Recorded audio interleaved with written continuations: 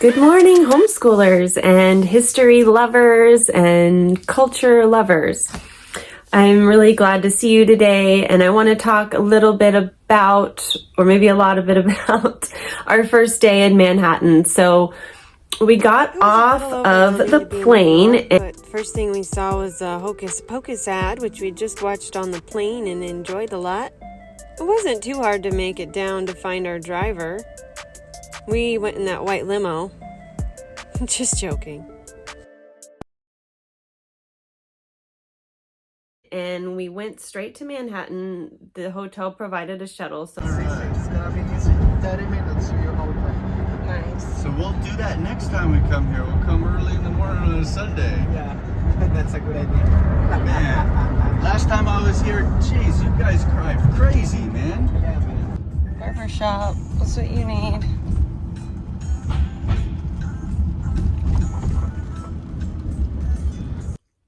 We had some breakfast at a place called the Barking Dog.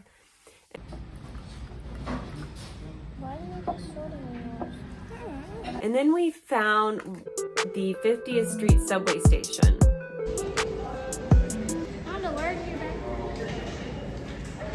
I had heard about a Renaissance fair that was happening in the Cloisters. Also, in the Cloisters is within Fort Tryon Park. So the first thing we did was get on the subway to Fort Tryon Park. You arrive and it's stunning there. I didn't know anything about the history of the park. And now, after being back, I've studied more about the history of the park, and it's fascinating. It could be a rabbit hole into American history. So I'm just going to tell you about that, starting with the revolutionary history and then some of the facts about the park. New York was always an interesting center in American history where things were changing rapidly. And so I think of this as a time that really represents the juxtaposition of Britain and America and their struggle against each other. So Fort Tryon was built to protect Fort Washington. And in the Battle of Fort Washington, Fort Tryon was lost. After the battle was lost, it was named after Major General Sir William Tryon. That was on November 16, 1776. And New York was under British rule until 1783, or occupied, however you want to say that. So there's a whole interesting history, of course, there. And before or after that, the park was residential and it was owned by named C.K.G. Billings. He was the tycoon of Chicago fortune. He retired into first a townhome at 5th Avenue and 54th Street. And then he eventually moved his family and built this grand estate in what's now Fort Tryon Park because he was really into horses. He had a big horse stable for his nearly 100 horses. He lived by what was the Harlem Speedway, which was where rich people would race their horses and show off their horses. What's interesting about C.K.G. Billings is that he was into harness racing, so it kind of reminds me of the old Roman carriages where you would kind of sit back and ride behind the horse and be pulled behind. And the Speedway was more built for horse-drawn carriages than those, but so carriage racing was not allowed. But he lived by there. I think it helped him to exercise his horses. There's another interesting story of the horseback dinner that C.K.G. Billings held, and it was to celebrate the beginning of his new horse stable. So originally he was going to have this dinner at his house, but the press was really on top of it, so he decided to have it at a restaurant in Manhattan. And he had the grand ballroom of this restaurant converted to look like the English countryside with brooks. I don't know how they did that, like actual flowing brooks.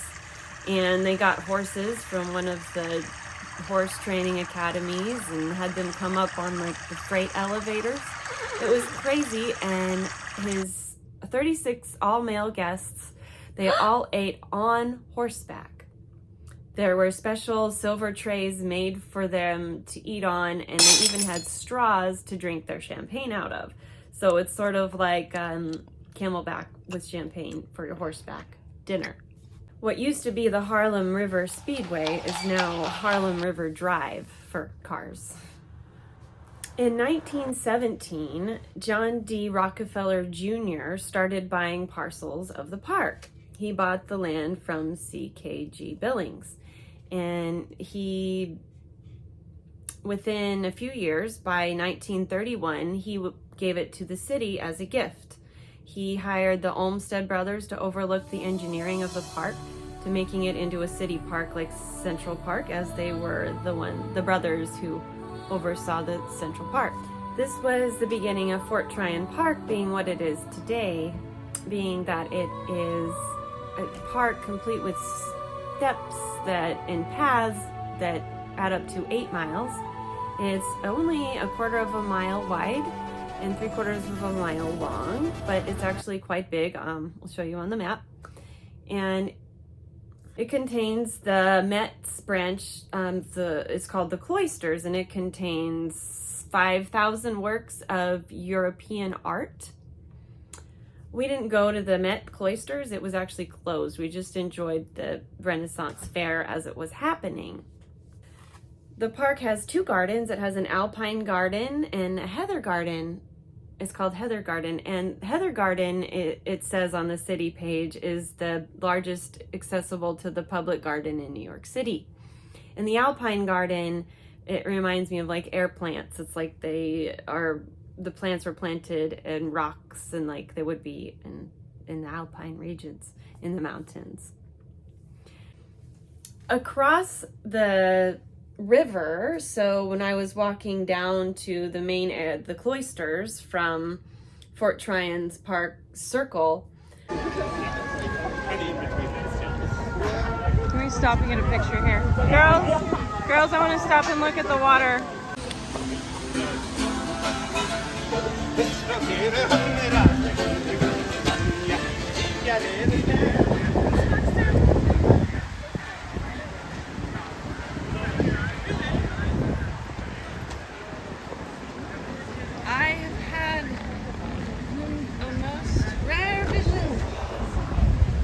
Vision beyond the wits of man a dream beyond the wits of man to say what dream it was. I saw the Hudson River, and I didn't know what I was looking at, but what I was looking at is called the Palisades, and these are cliffs that I think in their Latin root have something to do with protection. The Palisades are 300 feet tall, and interestingly 300 feet thick is what I read, basalt cliffs, and they used to actually be maybe 10 or 1,000 feet thick. They rise almost straight up out of the Hudson River, and on the other side what you're seeing is New Jersey.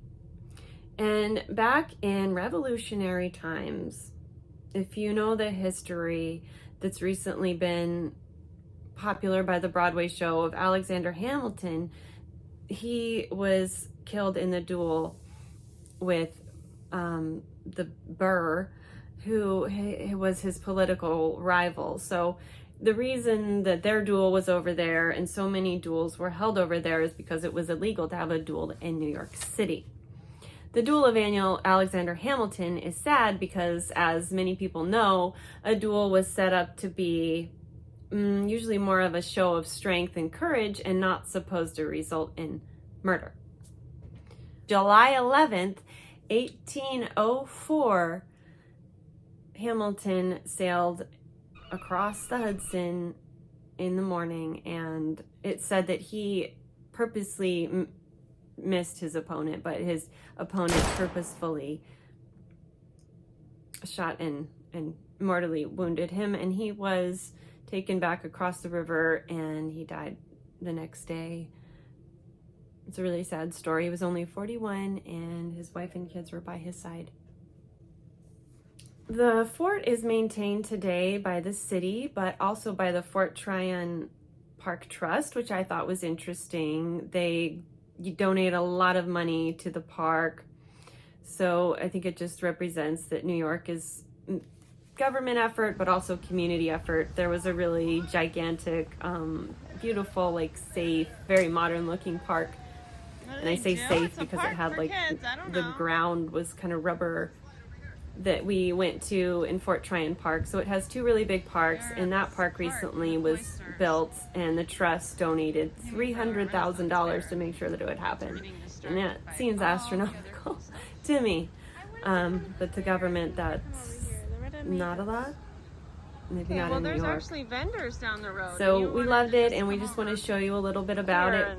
We didn't really go around and talk to a lot of vendors or buy a lot of vendors, but the coolest thing about it was it's supposedly a non-touristy event.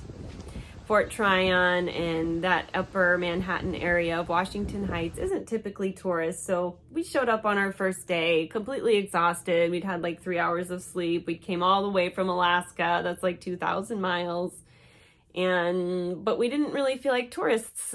We felt like everyone was treating us nice, and there were smiling faces back at us, and it was like the energy of the city. We could really feel it, and I don't feel like I felt that as much in Times Square. I felt the commercialism. I felt the connection that I've always had as an American kid growing up watching TV. Seeing it all right there. I mean, it was like MTV was right there, Backstreet Boys, and everything happens in Times Square, right? And everything happens around Radio City Music Hall. But it's more of a commercial happening. And in Washington Heights, I felt like we could just feel the authentic vibes of the New York people. So thanks, Washington Heights. If I ever move to New York City, I think I want to live in your neighborhood. One of our biggest regrets is not getting any Dominican food when we were in that area, because I actually had Dominican food on my schedule. And I just wanted to get home because it was getting dark and we didn't know where we were. And we needed to check into our hotel by 4. So, but I've heard that Washington Heights is perfectly safe at night and not any less safe or more safe than Times Square would be. Even though back in the 80s, it was a different situation in New York, in anywhere you went.